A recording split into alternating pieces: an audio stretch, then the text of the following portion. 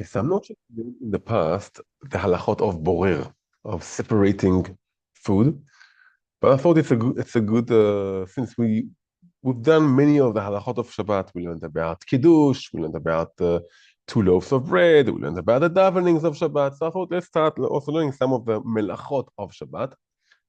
And one of them, I thought the first melacha, we talked a bit about cooking, which is one of the melachot of Shabbat. I thought of learning about borer, separating or sifting food.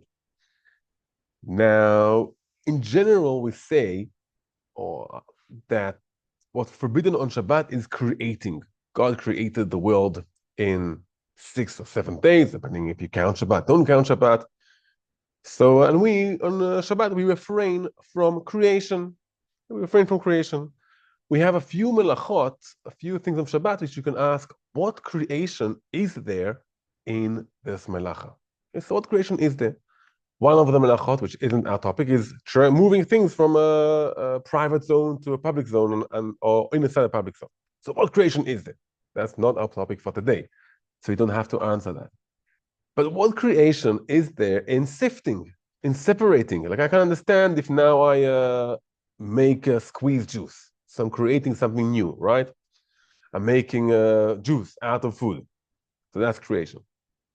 If I now take raw meat and make it into a nice piece of steak, okay, so that's creation. What creation is there in separating food?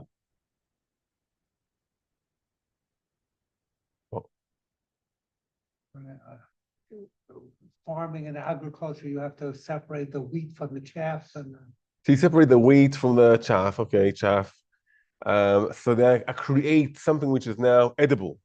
I can use it, right? Which I can use it. If I have, let's say, food mixed up together with soil or with pebbles or whatever, so I can't eat it, I can't use it, I can't give it to, I can't grind it, it will break the grinder. Good evening, Danny. Some Good creating evening. something. But I thought that separation or separating, it's not just a matter of the regular creation, which we do create things by borer, by sifting and separating. We actually, the whole creation of the world, if we look in the Torah, in the first chapter of Bereshit, everything there is around separating and what? Mavdil. Maybe that's one of the basic ideas of Judaism is defining what things are. And when you define what things are, you can give it a meaning. Each thing has a meaning. So that's part of Judaism. I define the first day, God created the light and the dark. But it didn't, it says, Vayavdel Elokim, Hashem separated between the light and the dark.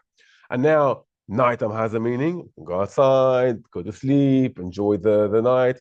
And daytime has a meaning. We can enjoy the day, enjoy the light, work in the field. But if all the time would have been day, or all the time would have been dark, or it would have been mixed up together, so what do you do? God on the second day, he separated between the top or higher water and the lower water. On the third day, the lower water got a name because it was separated from the land. So now we have another separation, and also then God created the plants. Leminehu, each species for itself, each kind. You have an apple and you have a lemon, and you can appreciate each one for itself. And then we have the stars, the different stars, the big light, the sun, the small light, the moon. Each thing has a meaning, and so on as we go on. So part of a basic idea in Judaism is to we call it maybe not separate, it's to give the meaning for each thing, and for that we have to do Havdalah. When we define between a man and a woman, a child and an adult, a Kohen and an Israel, it's not because we say a Kohen is worth more than Israel, and it's because we want to give the meaning of a Kohen and the meaning of Israel and the meaning of a man and the meaning of a woman.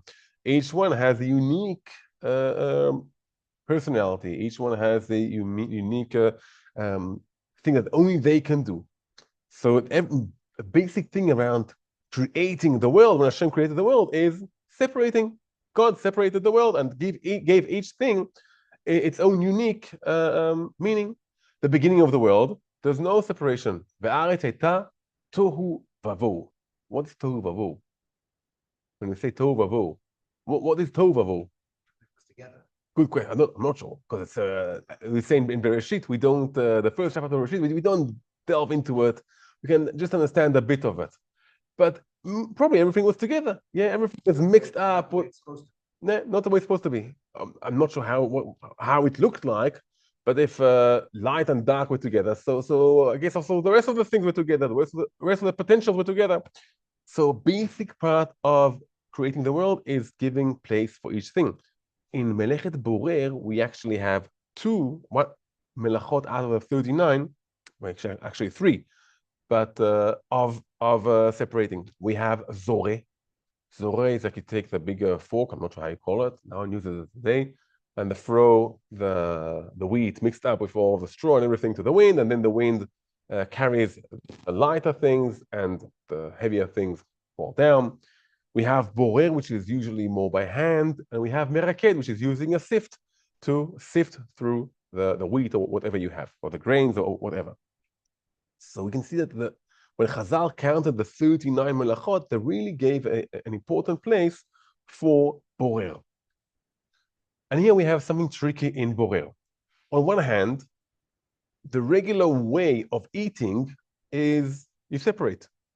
If I give you now, it's the time of the citrus plants, right? How do you eat an orange? You peel it. Right? You peel the orange. That's part of the way of eating. So yeah, avocado, yeah, banana, right? So you're doing some kind of separation. You're separating something.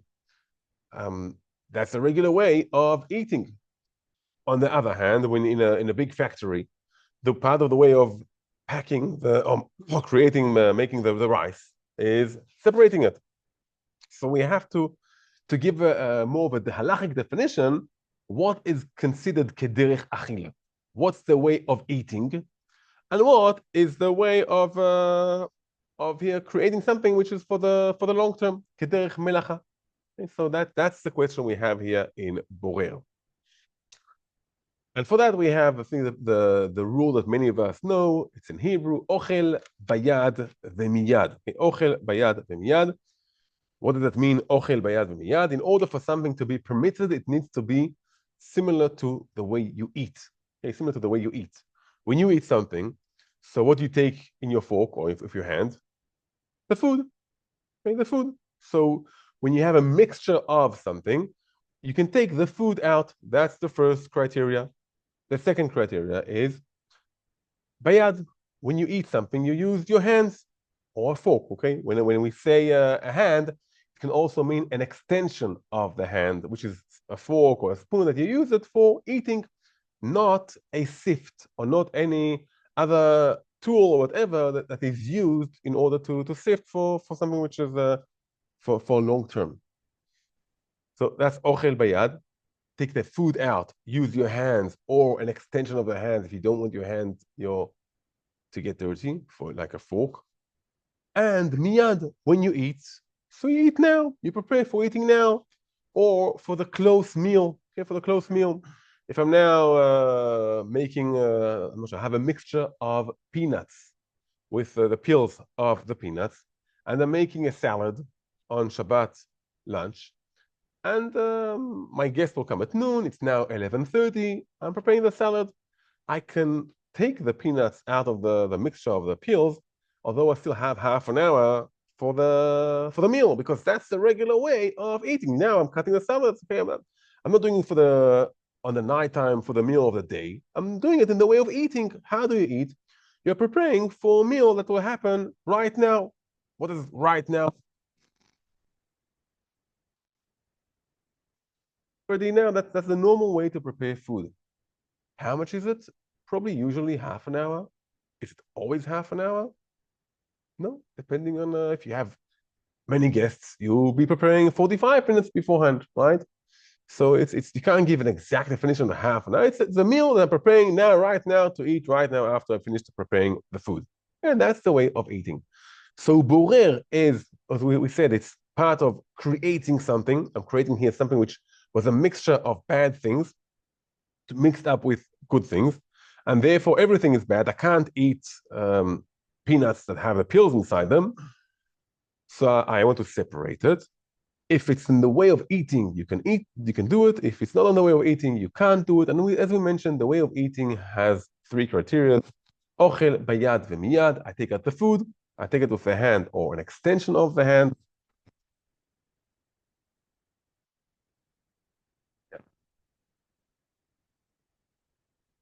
Yeah, yeah.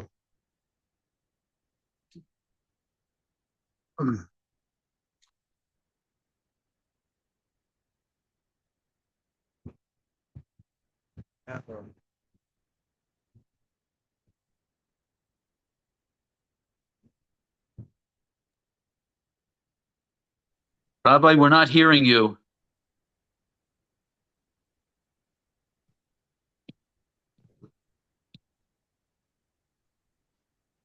Rabbi, can we hear you?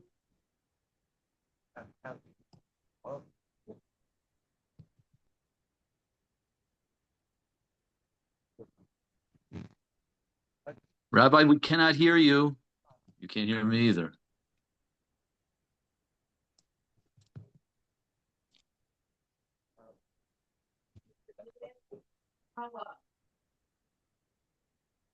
So first, the two important rules that you know about cooking. One, boil mixture, only with the boil is only with okay, so that you want something that you draw for, but you do it as that's a deliverable present. Sometimes we have food and fruit, we'll get within a few moments, and sometimes we'll have something which looks like a picture. It's not a mixture. It's not a mixture. We start off. So anyway, sometimes a mixture, this isn't a mixture. In general, if the pieces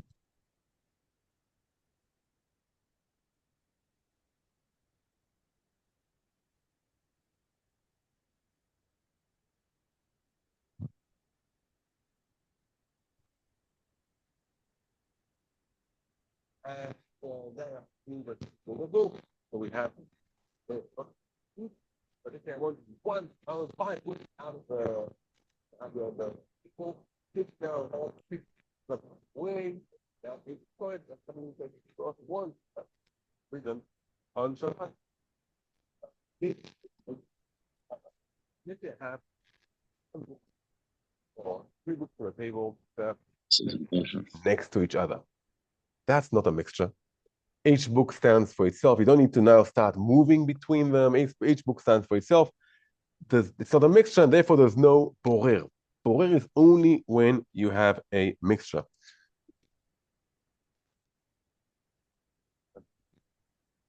You try to have fish. And spread out.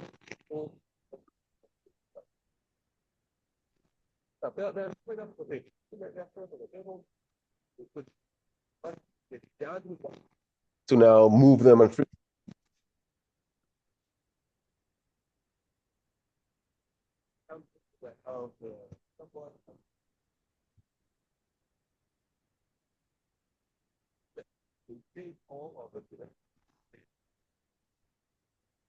it's solid, right? It's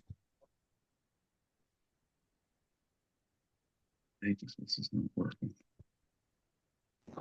but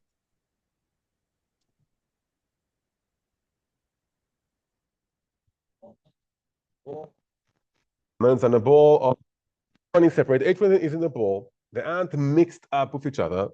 That's not called a mixture. And one of the criteria, or important criteria for borer is only separating a mixture.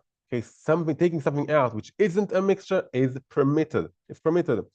So if I have a bowl of peanuts on the table, can I take the bowl off bring it into the kitchen? I'll say, no, let's leave the bowl of peanuts here, and we'll take we'll move to a different table and we'll sit down there on a different table because I can't touch the peanuts because they are now borer and absolute. That's the one which I don't want. And the answer is yes, you can take the peanuts out if it is not a mixture. And The watermelon seeds and watermelon would be considered a mixture, even though it's two things? so watermelon seeds, if it's the way, Or fish bone, fish. what's watermelon seeds? Doesn't have watermelon today. There's no watermelons. There's no seeds today in the watermelons. Hopefully, okay. Hopefully we'll get to it. Hopefully we'll get to it. Okay, hopefully we'll get to it. And But there's two things constitute a mixture, so two things can be a mixture. bones and a fish. Bones and a fish could perhaps be a mixture. We'll get to it very, very soon. To decide if something is a mixture, so there's maybe two things which cause something to be a mixture. The bigger the thing is, less of a chance it will be a mixture. And the smaller the quantity is, less of a chance there'll be a mixture.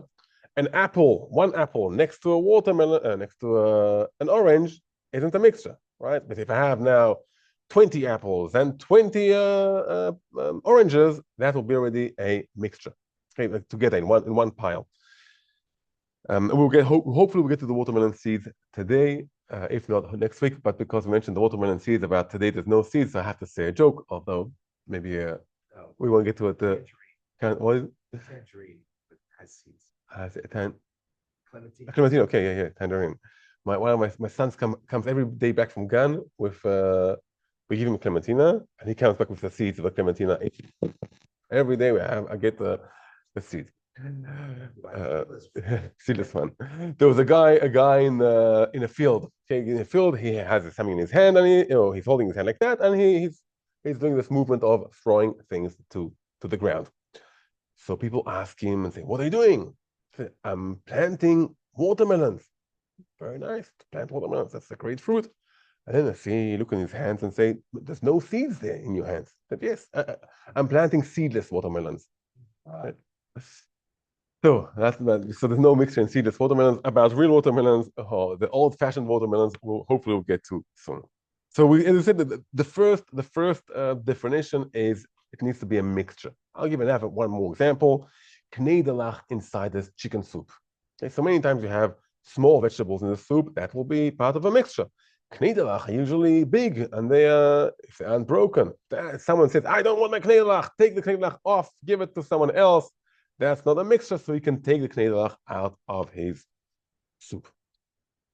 Another thing we said, sorry, it's a mixture. In order to be something forbidden in borer, it needs to be a mixture of two things. One of them, at least two things. One of them I want, and one of them I do not want. Okay, one of them I don't want. Even if both of them are food. Okay, let's say I have a mixture of, like the Tu B'Shvat, of raisins, sultanas, depending on where you came from. I have raisins and almonds. And for some reason, I decide I don't want any raisins. They're too sweet. I want only the almonds. Both of them are food, but one of them I consider it as something which I don't want. So I can't separate it on Shabbat, or I can't take the raisins out on Shabbat because that will be considered the psolit. But if I want both of them, but I want it to look nicer. I want to have I got trail mix. Okay, I got trail mix, and I want to eat all the trail mix, but I want to say a bracha on the nuts, and I want to say a bracha on the almonds, and whatever it is, and everything is mixed up. I want to eat everything, so everything is considered ochel, the food, and I can separate it in order to eat it now. Let's eat it right very, very, very, very soon. Okay, so I can't separate it in order to eat it, let's say in half an hour or the next meal, but in order to eat it now, so I can separate it. Yeah, I can separate it. Back to the soup we make. So in the end, all of our kids eat everything, but each one eats something else. So when I take out the mushrooms, for example, to give to one of the kids, I'm giving them the food that they like. So I'm giving them food, although I'm taking the food out from the bowl. For the person getting the bowl, he doesn't want the mushrooms, but for the person receiving, so now when I give out some, I'm giving food, I'm taking food out of food, and borer is only when I have a mixture of something which is food and something which isn't food. But if I take out the mushrooms and say I don't want the mushrooms and I'm putting them on the side and then afterwards they'll be thrown out or whatever, that is a problem on Shabbat. Okay, so that is about important things about borer. What is a definition of a mixture? After we have a mixture, so we mentioned we have ochel, bayad, v'miyad. As we mentioned, I can take out the food, I can take it out with the hand or the extension of the hand, and I can take it out for the immediate meal. What about peeling and peeling nuts? Peeling peeling peanuts, peeling almonds. Can I take the peel or peeling an orange? Can you take the peel off on Shabbat? I'm taking out the psolet, what I don't want. And we said that it's permitted only to take out the food. So what do I do here? From now on Shabbat, you have to leave the peel hole and take out the orange and then eat the orange without taking off the peel, right? No. Okay, no. Okay, no. I had a thing. Miracles. As we mentioned in the beginning, in borer, if that's the way of eating, you're allowed to eat on Shabbat. Big chidush, right? You're allowed to eat on Shabbat. So if that's the way of eating, so you can eat on Shabbat and eat it in the way of eating. When you take an orange, how do you eat an orange? You take off the peel and then you eat the orange. Also, maybe you can say it's not a mixture. You know exactly where the peel is, you know exactly where the fruit is. It's not really a mixture, so you can peel oranges and other food on Shabbat.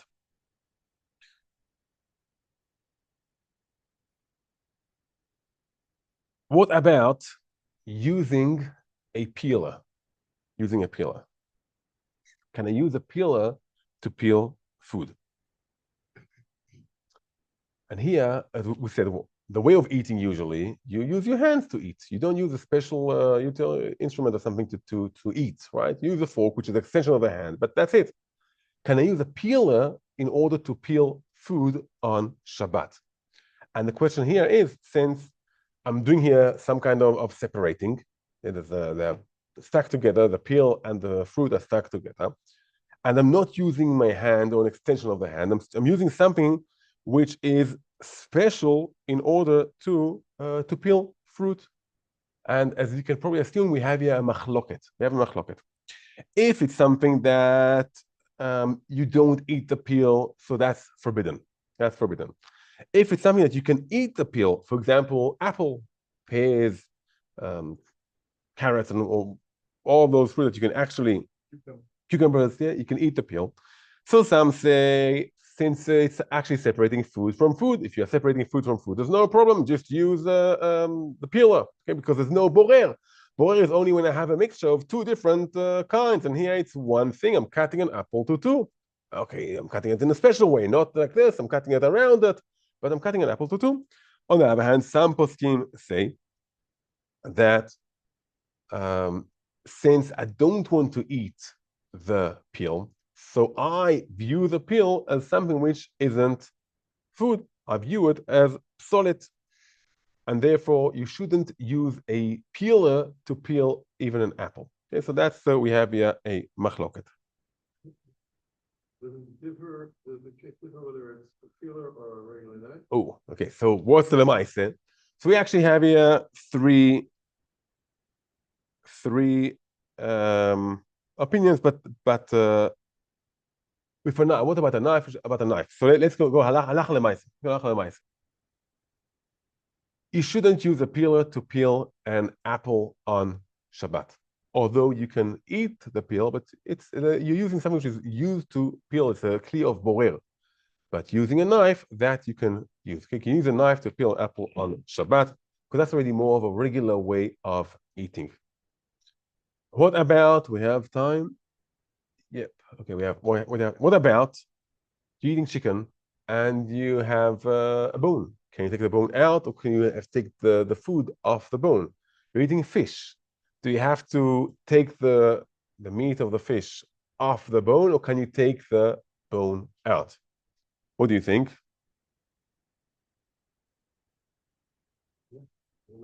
Yeah, why you're allowed to? So, you're דרך אכילה? Okay, דרך אכילה.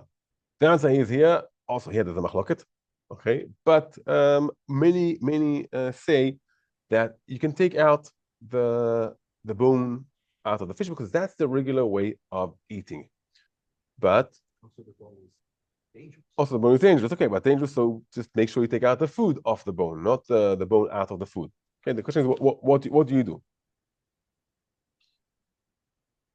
So since it's the derech achila, okay, the heter well, it's difficult, right? So since we're basing the heter of moving the bones kederech achila, so you get a piece of fish. You don't take out all the bones first. Okay, starting the fish, and when you get to a bone, move the bone because that's the regular way of eating. Okay, if now I have a plate of fish, and let's say if you have a few bones, don't take out all the bones. Start eating the meat, the fish. When you get close to a bone, so then you can take out the bone, and then it's the derech achila.